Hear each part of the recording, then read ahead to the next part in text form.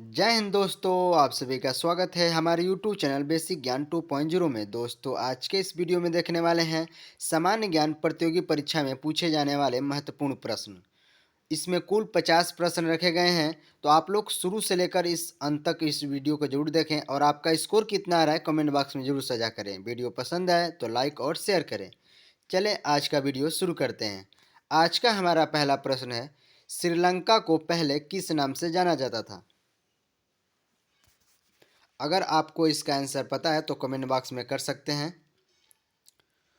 तो दोस्तों, श्रीलंका को पहले सिलोन के नाम से जाना जाता था, यानी पहले क्वेश्चन का हमारा बिल्कुल सही जवाब बी हो जाएगा, सिलोन। आप लोग याद करेंगे इसको। अगला प्रश्न होगा 2 नंबर, रोम यानी इटली नगर किस नदी के किनारे बसा है? देखिए, इटली की राजधानी है रोम, तो आप लोग को बताना है यह किस नदी के किनारे बसी हुई है।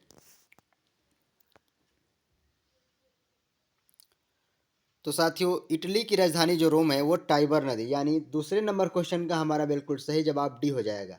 ठीक है। आप लोगों से यहाँ पे प्रश्न होगा, इंग्लैंड की राजधानी है लंदन। ध्यान दीजिएगा, इंग्लैंड की राजधानी है लंदन, वह किस नदी के किनारे बसा हुआ है? कमेंट बॉक्स में जरूर साझा करें। अगला प्रश्न होगा हमारा 3 नंबर, भारत का सबसे पुराना हॉकी टूर्नामेंट कौन सा है? भारत का सबसे पुराना हॉकी टूर्नामेंट कौन सा है? तो साथियों, इस क्वेश्चन का हमारा बिल्कुल सही जवाब हो जाएगा ए, बेटन कप। आप लोग याद करेंगे, बेटन कप भारत का नहीं बल्कि पूरे विश्व का सबसे पुराना हॉकी टूर्नामेंट है। इसकी शुरुआत बंगाल से यानी कोलकाता, आप लोग याद करेंगे, कोलकाता से हुई है। कब से? तो 1895 से ही। ठीक है, 1895 से ही इसका पहला जो नाम था बेटन कप का, बंगाल एसोसिएशन। क्या नाम था? बंगाल एसोसिएशन। ठीक है, आप लोग याद करेंगे। सबसे पहले पूछा जाएगा हॉकी टूर्नामेंट कौन सा है सबसे पुराना, तो है हमारा बेटन कप। इसमें चारों जो रखा गया है नाम, ये हॉकी से ही संबंधित है। कभी कभी एग्जाम में आपसे पूछ लिया जाता है मेजर ध्यानचंद ट्रॉफी किस खेल से संबंधित है, चाहे आगा खां कप किस खेल से संबंधित है, तो आप लोग जरूर याद करिएगा हॉकी से। ठीक है। अगला क्वेश्चन देखते हैं, 4 नंबर, फ्लाइंग सिख के नाम से किसे जाना जाता है? उपनाम पूछा गया है आपसे। तो दोस्तों, फ्लाइंग सिख जरूर आप लोग जानते होंगे, मिल्खा सिंह। चौथा नंबर क्वेश्चन का हमारा बिल्कुल सही आंसर सी हो जाएगा। फ्लाइंग सिंह मिल्खा सिंह के नाम से जाने जाते हैं। अगला प्रश्न होगा 5 नंबर, संयुक्त राष्ट्र दिवस कब मनाया जाता है? तो दोस्तों, संयुक्त राष्ट्र दिवस प्रत्येक वर्ष 24 अक्टूबर को मनाया जाता है, यानी 5 नंबर क्वेश्चन का हमारा बिल्कुल सही जवाब डी हो जाएगा। क्यों मनाया जाता है? तो 24 अक्टूबर 1945, याद करेंगे, 1945 को ही इसकी स्थापना हुआ है, संयुक्त राष्ट्र दिवस जो मनाया जाता है यूनाइटेड नेशन। तो आप लोग याद करेंगे 24 अक्टूबर 1945 को ही स्थापना हुआ है। विश्व बैंक पूछा जाएगा उसकी स्थापना कब हुआ, तो इससे 1 साल पीछे, बस 1944। ठीक है। इसका मुख्यालय विश्व बैंक का कहाँ है? तो वाशिंगटन डीसी। आप लोग जरूर याद करेंगे।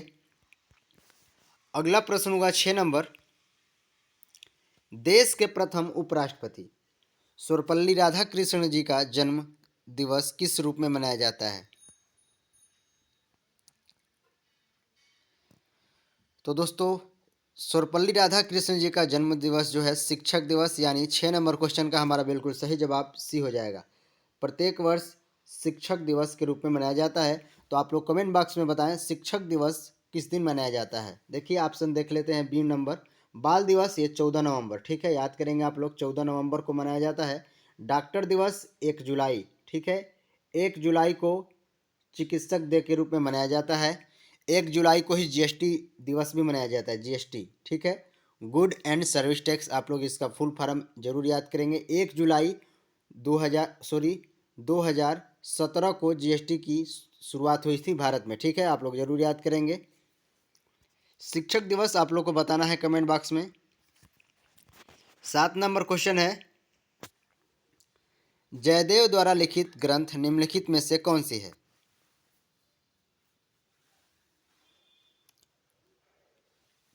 तो दोस्तों जयदेव द्वारा लिखी पुस्तक है गीत गोविंद। याद करेंगे आप लोग। 7 नंबर प्रश्न का हमारा बिल्कुल सही जवाब सी हो जाएगा। ठीक है, जयदेव द्वारा लिखित पुस्तक कौन सी है? गीत गोविंद। कभी ऐसे भी आपसे पूछा जा सकता है गीत गोविंद पुस्तक के लेखक कौन है, तो आप लोग बताएंगे जयदेव। ठीक है, देखिए लीलावती इसमें देख लीजिए भास्कर जी लिखे हैं, भास्कर, भास्कर जी। कभी कभी ये भी पूछा जाता है लीलावती जो पुस्तक है वो किस क्षेत्र से संबंधित है, तो गणित। ठीक है, गणित की पुस्तक है, काफ़ी फेमस है। ठीक है, पद्मावत मलिक मोहम्मद जायसी, मलिक मोहम्मद जायसी आप लोग याद करेंगे। ठीक है, मलिक मोहम्मद जायसी जी है पद्मावत। पद्मावत पुस्तक के लेखक कौन है? मलिक मोहम्मद जायसी।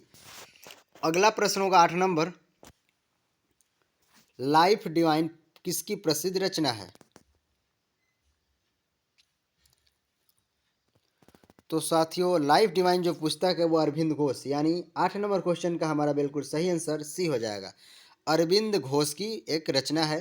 ऑप्शन डी में देख रहे होंगे आप लोग मौलाना अबुल कलाम आज़ाद, जो सबसे पहले कौन है आप लोग को बताना है। ये भारत के, जैसे हमारी जब संविधान बना था तो उसमें एक पद दिया गया था, तो आप लोग को बताना है इनको कौन सा पद मिला था।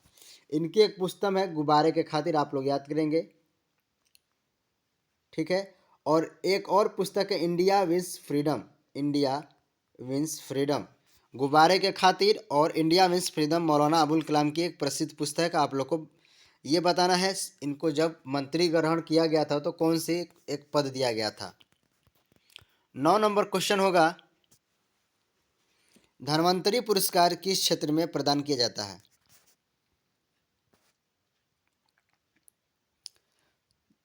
तो साथियों धन्वंतरी पुरस्कार ये चिकित्सक क्षेत्र में, यानी 9 नंबर क्वेश्चन का हमारा बिल्कुल सही जवाब सी हो जाएगा। ठीक है, चिकित्सक क्षेत्र में दिया जाता है। धन्वंतरी एक व्यक्ति थे। देखिए धन्वंतरी जो है ये चिकित्सक थे, ये कनिष्क के दरबार में रहते थे। किसके? कनिष्क। आप लोग याद करेंगे, पूछा जाता है कि कनिष्क के दरबार में धन्वंतरी जो है रहते थे। डायरेक्ट भी पूछा जाता है, जैसे आपसे पूछा जा सकता है कालिदास जो हैं ये किसके दरबार के प्रसिद्ध कवि थे? कालिदास। अगर आपको पता है तो कमेंट बॉक्स में कर सकते हैं, कालिदास। अगला प्रश्न होगा 10 नंबर, नोबेल पुरस्कार किसकी स्मृति में दी जाती है, यानी किसकी याद में दिया जाता है, आप लोग को बताना है। तो साथियों नोबेल पुरस्कार जो है अल्फाब्रेड नोबेल। ठीक है, यानी 10 नंबर क्वेश्चन का हमारा बिल्कुल सही जवाब सी हो जाएगा।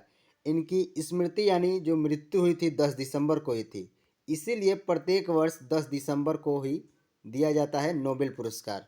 ठीक है, देखिए नोबेल पुरस्कार कुल 6 क्षेत्र में दिए जाते हैं। कितने क्षेत्र हैं? तो 6 क्षेत्र। ठीक है, अल्फाब्रेड नोबेल ने ही डायनामाइट का आविष्कार किया है। डायनामाइट आप लोग याद करेंगे। डायनामाइट का आविष्कार पूछा है किसके द्वारा किया गया है, तो अल्फाब्रेड नोबेल द्वारा। ये स्वीडन के थे। अगला प्रश्न होगा हमारा 11 नंबर, अंतारा निम्नलिखित में किस देश की एक प्रमुख न्यूज एजेंसी है? अंतारा। तो दोस्तों अंतारा जो है ये इंडोनेशिया। 11 नंबर क्वेश्चन का हमारा बिल्कुल सही जवाब डी हो जाएगा, इंडोनेशिया। ठीक है, इंडोनेशिया की राजधानी आप लोग को बताना है कहाँ है। तो पहले थी जकार्ता। कहाँ थी? जकार्ता। लेकिन अब राजधानी इसका नाम हो गया नुसंतारा। याद करेंगे, नुसंतारा। ठीक है, इंडोनेशिया की नई राजधानी है नुसंतारा। ये तुर्की है जिसका पहले नाम था तर्की। ठीक है, अगला प्रश्न है 12 नंबर, अंतर्राष्ट्रीय न्यायालय में किस भारतीय ने न्यायाधीश पद के सुशोभित किया है?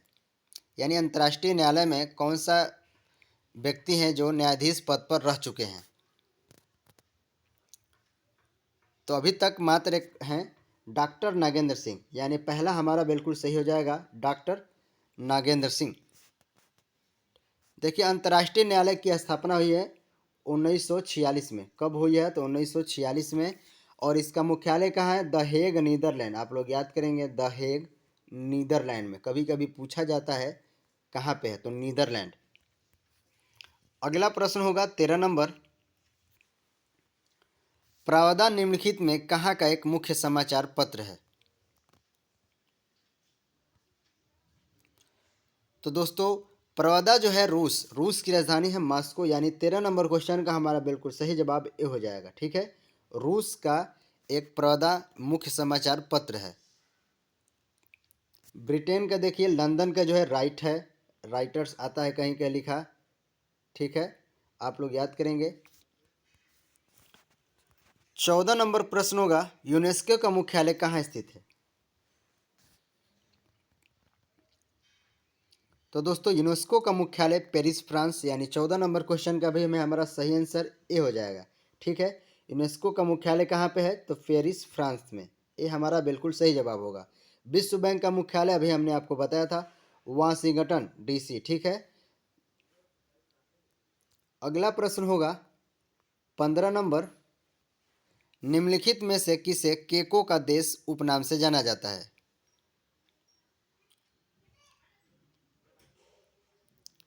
तो केको का देश जो है उपनाम से स्कॉटलैंड को जाना जाता है। डी हमारा बिल्कुल सही आंसर हो जाएगा, डी। अगला क्वेश्चन देखते हैं 16 नंबर, दुष्यंत कालिदास किसकी रचना में मिलती है?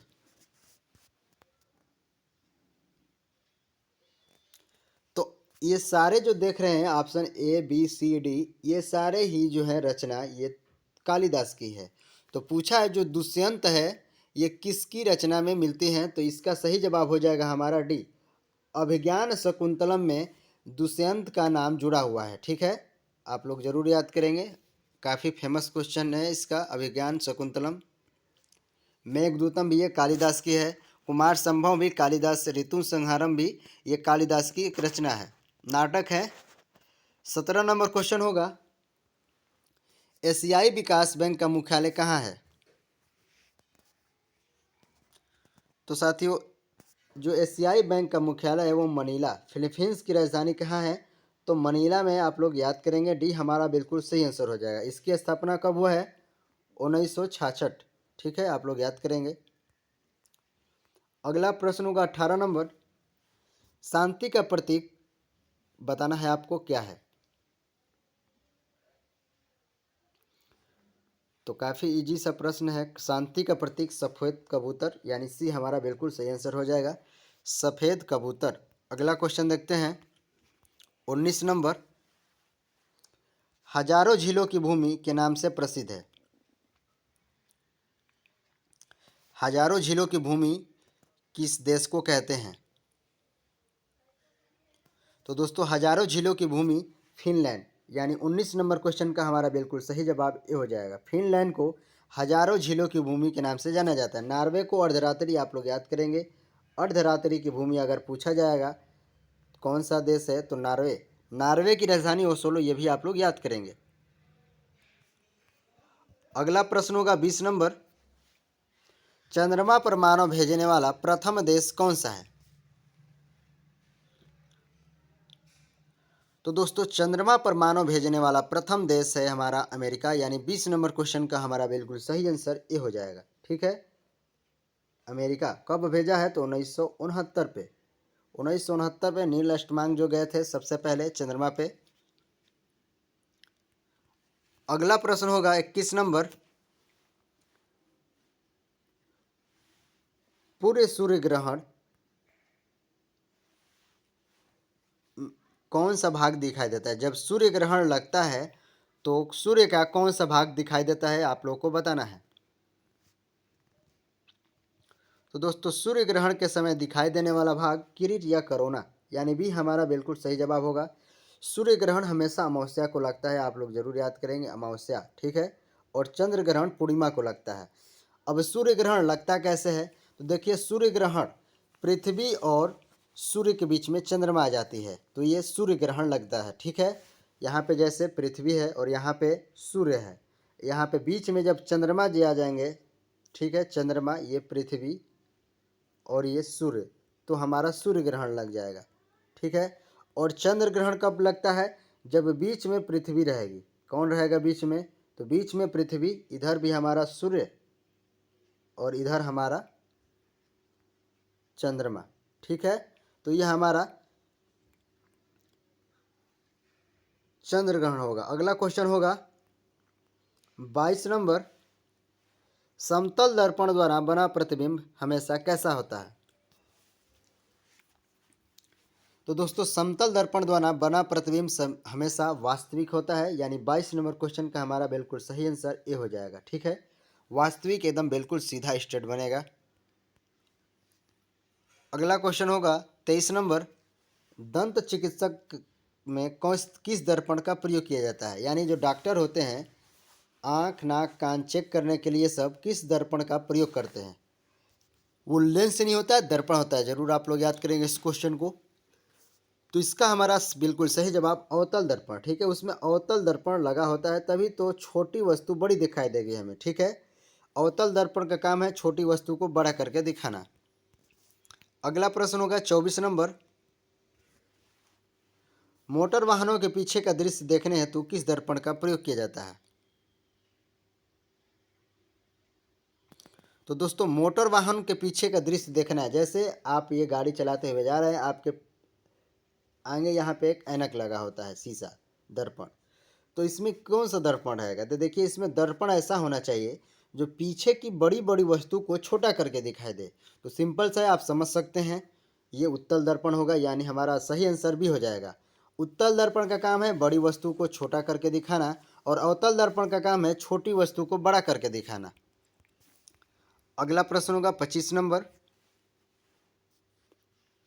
तीन प्राथमिक वर्ण कौन सा है? यानी तीन जो प्राथमिक कलर होते हैं, रंग होते हैं, आपको उसका नाम बताना है। तो लाल हरा नीला 25 नंबर क्वेश्चन का हमारा बिल्कुल सही जवाब ए हो जाएगा। लाल हरा नीला आप लोग प्राइम नंबर हैं, आप लोग जरूर इसको याद करेंगे। यही इन्हीं तीनों रंगों से मिलाकर और भी कलर प्राप्त किए जा सकते हैं, इसी का हम लोग, इसीलिए इसे हम लोग तीन प्राथमिक रंग कहते हैं। ये जो हरा जो है और किसी रंग को आप प्राप्त करके नहीं प्राप्त कर सकते हैं। 26 नंबर क्वेश्चन होगा, कैमरा का कौन सा भाग मानव नेत्र की रेटिना के सदृश है? यानी दृष्टिपटल, जिसे हम लोग हिंदी में कहते हैं रेटिना को। तो दोस्तों इस क्वेश्चन का हमारा बिल्कुल सही जवाब हो जाएगा, फिल्म की तरह काम करता है। 26 का हमारा बिल्कुल सही जवाब सी। ठीक है, अगला प्रश्न होगा 27 नंबर, पुरुषों की अपेक्षा स्त्रियों के स्वर के तीक्ष्ण होने के कारण उसकी क्या है?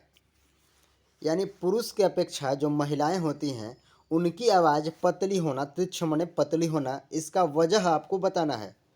तो दोस्तों उच्च आवृत्ति के कारण जो आवाज़ होती है वो पतली होती है, यानी हमारा 27 का हमारा बिल्कुल सही जवाब ए हो जाएगा। आवाज़ का मोटा तथा पतला होना आवृत्ति पर निर्भर करता है, यानी उसकी फ्रीक्वेंसी पर निर्भर करता है। अगला क्वेश्चन देखते हैं 28 नंबर, ध्वनि का अधिकतम वेग किस में होता है? तो दोस्तों ध्वनि सबसे अधिक ठोस में चलेगी। ठीक है, ठोस में, उसके बाद द्रव में, उसके बाद गैस में। ठीक है, तो देख लीजिए इसमें सबसे ठोस क्या है, इस्पात ही दिख रहा होगा, यानी डी हमारा बिल्कुल सही जवाब हो जाएगा। ध्वनि को चलने के लिए कोई ना कोई माध्यम की आवश्यकता होती है। ध्यान दीजिएगा, अगर यही क्वेश्चन पूछा जाता सूर्य का चाल यानी सूर्य का प्रकाश का चाल सबसे अधिक किस में होता है, तो वो हमारा वैक्यूम यानी निर्वात हो जाएगा। लेकिन ध्वनि सबसे चलेगी तेज किस में? ठोस में। ये हमारा बिल्कुल सही आंसर होगा डी। 29 नंबर प्रश्न होगा, लाउडस्पीकर में ऊर्जा का परिवर्तन कैसे होता है? जो लाउडस्पीकर होता है उसमें कौन सी ऊर्जा किस में परिवर्तित होती है, आपको बताना है। तो दोस्तों लाउडस्पीकर में ऊर्जा परिवर्तन होता है वो हमारा विद्युत ऊर्जा को ध्वनि ऊर्जा में, देखिए आप कहाँ लिखा है इसमें, विद्युत ऊर्जा, लाउडस्पीकर में ऊर्जा का परिवर्तन ध्वनि से यांत्रिक और फिर विद्युत ऊर्जा में। ये तो बिल्कुल सरासर गलती है, विद्युत ऊर्जा से यांत्रिक और फिर ध्वनिक ऊर्जा में। जी हमारा बिल्कुल सही जवाब हो जाएगा ये वाला, विद्युत से यांत्रिक और फिर ध्वनि ऊर्जा में हो जाता है, लाउडस्पीकर कार्य करता है, यानी बी हमारा बिल्कुल सही जवाब होगा। जैसे स्पष्ट रूप से यहाँ पे समझते हैं, एक हो गया हमारा मोबाइल। तो मोबाइल में एक माइक्रोफोन भी होता है जो माइक कहा जाता है, जैसे माइक हम लिख सकते हैं इसको माइक। ठीक है, और एक लाउडस्पीकर भी होता है। तो माइक का काम क्या होता है कि सबसे पहले आप जैसे ही हेलो बोलते हैं तो ध्वनि ऊर्जा को सबसे पहले ये विद्युत ऊर्जा में कन्वर्ट कर देती है माइक, और फिर लाउडस्पीकर जो उसी में होता है, जो उधर से आवाज़ आता है, तो वो क्या करता है, विद्युत ऊर्जा को वो ध्वनि ऊर्जा में कन्वर्ट कर देता है। तो देख लीजिए, इसमें विद्युत से पहले यांत्रिक, यांत्रिक तो होगा ही बीच में, फिर उसको ध्वनि ऊर्जा में, यानी लाउडस्पीकर हमारा विद्युत को ध्वनि ऊर्जा में परिवर्तित कर देता है। अगला प्रश्न होगा 30 नंबर, यांत्रिक ऊर्जा को विद्युत ऊर्जा में परिवर्तित करने वाला युक्ति कौन सी है, यानी यंत्र कौन सा है। तो यांत्रिक ऊर्जा है उसको विद्युत में करना है, तो एक ही कार्य होगा, डायनेमो यानी जनरेटर। 30 नंबर क्वेश्चन का हमारा बिल्कुल सही जवाब सी हो जाएगा। ठीक है, ट्रांसफार्मर का काम क्या है, ये जो विद्युत ऊर्जा का अपचयन करना यानी कम बेसी करना। ठीक है, ये कोई परिवर्तन करने का काम नहीं करता है ट्रांसफार्मर। ये अधिक है तो कम कर सकता है, कम है तो अधिक कर सकता है ट्रांसफार्मर। ठीक है, विद्युत मोटर जो है ये यांत्रिक ऊर्जा, सॉरी, विद्युत ऊर्जा को यांत्रिक ऊर्जा में कन्वर्ट करता है। जैसे लाइट है उससे हम लोग कार्य कर सकते हैं। अगला प्रश्न होगा 31 नंबर, वातावरण में सर्वाधिक मात्रा में पाई जाने वाली गैस कौन सी है। तो दोस्तों सबसे अधिक हमारा नाइट्रोजन ही पाई जाती है, वो 78%, उसके बाद ऑक्सीजन 21%। तो वातावरण में सबसे अधिक कौन सी गैस पाई जा रही है, नाइट्रोजन। बी हमारा बिल्कुल सही जवाब हो जाएगा। ठीक है, अगला प्रश्न होगा 32 नंबर, लोहे के पाइप को संरक्षण से बचाने के लिए उसके ऊपर जस्ते की एक परत चढ़ाई जाती है, इस प्रक्रिया को क्या कहते हैं। देखिए, इसमें स्पष्ट रूप से दो क्वेश्चन आ गए हैं। कभी कभी पूछा जाता है लोहे के जो वस्तु होते हैं, लोहे के जो पाइप होते हैं, चाहे जो भी लोहे के गेट वगैरह बने होते हैं, उसको बचाने के लिए किस धातु का लेपन किया जाता है, यानी किस धातु के उसके ऊपर लेप चढ़ाया जाता है, वो हमारा जस्ता। ठीक है, यहाँ पे आपको दिखने को मिल रहा है जस्ता। तो इस प्रक्रिया को हम लोग गैल्वेनीकरण कहते हैं। ठीक है, सी हमारा बिल्कुल सही आंसर होगा, गैल्वेनीकरण। ठीक है, अगला प्रश्न होगा 33 नंबर, पशुओं के हड्डी एवं दांतों में कौन से रासायनिक पदार्थ पाए जाते हैं। तो साथियों, पशुओं के हड्डियों तथा दांतों में कैल्शियम फास्फेट। ठीक है, 33 नंबर क्वेश्चन का हमारा बिल्कुल सही जवाब भी हो जाएगा। कैल्शियम फास्फेट की मात्रा पाई जाती है, यानी दांतों में, मनुष्य के दांतों में भी कैल्शियम फास्फेट पाई जाती है। अगला प्रश्न होगा 34 नंबर, रासायनिक रूप से जो सूक्ष्म हिम, ड्राई आइस है, जो बर्फ के टुकड़े आप देखते हैं, वो मुख्य रूप से क्या होती हैं। तो दोस्तों मुख्य रूप से CO2 होता है, यानी कार्बन डाइऑक्साइड। 34 नंबर क्वेश्चन का हमारा बिल्कुल सही जवाब ठोस कार्बन डाइऑक्साइड। ठीक है, CO2 जो बर्फ देखते हैं जो, वो हमारा मुख्य रूप से CO2 ठोस कार्बन डाइऑक्साइड होते हैं। 35 नंबर क्वेश्चन है, उत्प्रेरक वह पदार्थ है जो क्वेश्चन पढ़े होंगे, रसायन विज्ञान का एक क्वेश्चन है। उत्प्रेरक का कार्य क्या है आप लोग को बताना है। ऑप्शन पढ़ें। पहला ऑप्शन में दिया है रासायनिक अभिक्रिया को रोक देता है, बिल्कुल ये तो गलत हो गया। दूसरा है रासायनिक अभिक्रिया को प्रारंभ करने में सहायता करती है, ये भी गलत है। तीसरा है रासायनिक अभिक्रिया को चाल यानी स्पीड को बदल देता है, बिल्कुल हमारा करेक्ट आंसर होगा। चौथा देख लीजिए, रासायनिक अभिक्रिया चाल घटा देता है, गलत है। उत्प्रेरक वह पदार्थ है जो कोई कार्य हो रहा है उसमें मिला देने से उसकी चाल और तेज हो जाएगी, यानी स्पीड हो जाएगा। तो उत्प्रेरक हमारा वही कार्य करता है। ठीक है, यानी स्पीड को बदल देगा, चाल को बदल देगा, कम नहीं करेगा, अधिक करेगा। और 36 नंबर क्वेश्चन है, बैटरियों में इस्तेमाल होने वाला अम्ल कौन सा है। तो दोस्तों बैटरियों में इस्तेमाल होने वाला अम्ल है वो सल्फ्यूरिक अम्ल। ठीक है, सल्फ्यूरिक अम्ल, यानी बी हमारा बिल्कुल इसका सही आंसर हो जाएगा। लिखने में थोड़ा सा मिस्टेक हुआ, यहाँ पे बी होना चाहिए था और यहाँ पे सी होना चाहिए था। ठीक है, सल्फ्यूरिक अम्ल। आप लोग कमेंट बॉक्स में जरूर साझा करें, सल्फ्यूरिक अम्ल का फार्मूला क्या होता है। ये अम्लों का राजा भी कहा जाता है, ध्यान दीजिएगा। आपसे पूछा जाएगा अम्लों का राजा किस अम्ल को कहा जाता है, तो सल्फ्यूरिक अम्ल। अगला क्वेश्चन होगा 37 नंबर, सिरका की प्राकृतिक अम्लीय है, यानी सिरका एक अम्लीय है क्योंकि इसमें होता है। तो दोस्तों सिरका में एसिटिक अम्ल पाया जाता है, यानी 37 नंबर क्वेश्चन का हमारा बिल्कुल सही जवाब डी हो जाएगा। ठीक है, सिरका में एसिटिक अम्ल होता है, आप लोग जरूर याद करेंगे। अगला प्रश्न होगा 38 नंबर, नींबू तथा संतरे में पाया जाने वाला अम्ल कौन सा है। तो दोस्तों नींबू एवं संतरों में सिट्रिक अम्ल पाया जाता है, यानी 38 नंबर प्रश्न का हमारा बिल्कुल सही जवाब भी हो जाएगा, सिट्रिक अम्ल। ठीक है, खट्टे पदार्थ में सिट्रिक अम्ल पाए जाते हैं। अक्जेलिक अम्ल ये टमाटर में पाए जाते हैं, टमाटर याद करेंगे, टमाटर में। 39 नंबर है, जल आपूर्ति के लिए जल का शोधन निम्नलिखित प्रक्रिया द्वारा होता है। तो दोस्तों जल आपूर्ति जो है वो संशोधन कई प्रक्रिया द्वारा होता है, जैसे जल को क्लोरीनीकरण, फिल्टरन, आसवन और निस्तारण। जैसे छानना भी होता है, छानकर भी आप जल को शुद्ध कर सकते हैं। फिर उबालकर भी हम लोग शुद्ध कर सकते हैं। लेकिन यहाँ पे क्वेश्चन पूछने का मतलब ये है कि जल आपूर्ति के लिए जल का शोधन निम्नलिखित में किस प्रक्रिया द्वारा होता है। तो हमारा बिल्कुल सही जवाब हो जाएगा आसवन। ठीक है, आप लोग याद करेंगे, सी हमारा बिल्कुल राइट आंसर हो जाएगा। 40 नंबर प्रश्न होगा, शर्करा के किण्वन के दौरान बनने वाला मुख्य यौगिक कौन सा है।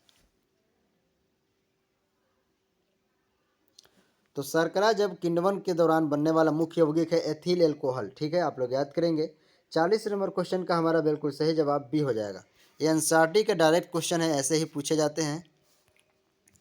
41 नंबर प्रश्न होगा, आनुवंशिक लक्षण जनक के संतान में किसके द्वारा जाते हैं। यानी एक पीढ़ी से दूसरे पीढ़ी में स्थानांतरण जो है गुण है वो किसके द्वारा किए जाते हैं। तो दोस्तों इस क्वेश्चन का हमारा बिल्कुल सही जवाब सी हो जाएगा, जीन। जीन द्वारा एक पीढ़ी से दूसरे पीढ़ी में गुण स्थानांतरित किए जाते हैं। जीन का सबसे पहले खोज जोहान्स ने किया था। ठीक है, जोहान्स नाम से इनका जुड़ा हुआ है, जोहान्स। ठीक है, अगला प्रश्न होगा 43 नंबर, बीसीजी का अर्थ क्या है। बीसीजी, तो दोस्तों बीसीजी का टीका आप लोग जरूर सुने होंगे। बीसीजी इसका फुल फॉर्म भी होता है। तो इसका हमारा फुल फॉर्म हो जाएगा, पहला आंसर वेल्सिस कैलेमिटी ग्यूरेन। ठीक है, बीसीजी आप लोग याद करेंगे, बीसीजी। अगला क्वेश्चन है 44 नंबर, डीएनए का कृत्रिम संश्लेषण सर्वप्रथम किसने किया था। डीऑक्सीराइबोन्यूक्लिक एसिड है इसका फुल फॉर्म, डीएनए का कृत्रिम संश्लेषण हरगोबिंद खुराना। ठीक है, 44 नंबर क्वेश्चन का हमारा बिल्कुल सही जवाब ए हो जाएगा, हरगोबिंद खुराना जी का नाम इनसे जुड़ा हुआ है। लेकिन इन दोनों को पुरस्कार मिला था, ध्यान दीजिएगा, कॉर्नबर्ग और हरगोबिंद खुराना को 1859 में इन दो कृत्रिम संश्लेषण के लिए डीएनए के लिए पुरस्कार मिला था। लेकिन नाम तो जुड़ा है हरगोबिंद खुराना जी का, आप लोग जरूर याद करेंगे। 45 नंबर क्वेश्चन है, राइबोसोम किसके बने होते हैं। राइबोन्यूक्लिक एसिड राइबोसोम का फुल फॉर्म है, आप लोग याद करेंगे, आरएनए का। तो इसका हमारा बिल्कुल सही जवाब हो जाएगा सी, आरएनए और प्रोटीन मिलकर बने होते हैं। सी हमारा बिल्कुल सही आंसर होगा, राइबोसोम्स। ठीक है, आरएनए का फुल फॉर्म अभी हमने आपको बताया था, राइबोन्यूक्लिक एसिड, और डीएनए का डीऑक्सी राइबोन्यूक्लिक एसिड। ठीक है, अगला क्वेश्चन होगा 46 नंबर,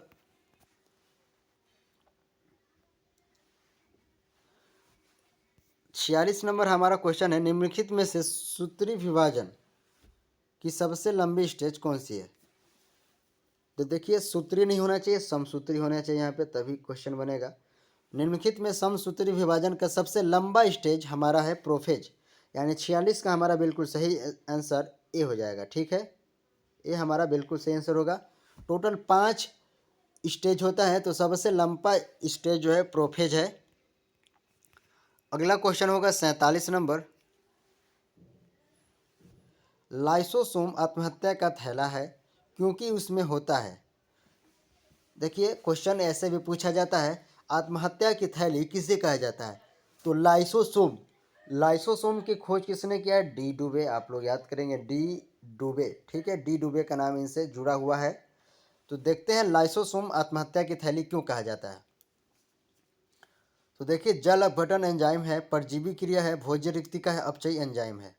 तो ये हमारा बिल्कुल सही आंसर हो जाएगा डी। ठीक है, ये एंजाइम जो है कभी कोशिका क्षतिग्रस्त हो जाती है तो ये पचाने की क्षमता रखता है। इसे हम लोग सफाई कर्मी के भी नाम से जानते हैं, लाइसोसोम को सफाई कर्मी के नाम से भी जाना जाता है। तो डी हमारा बिल्कुल सही आंसर हो जाएगा, ये एंजाइम को पचाने का भी कार्य करता है। अगला प्रश्न होगा 48 नंबर, कोशिका का पावर हाउस किससे कहा जाता है।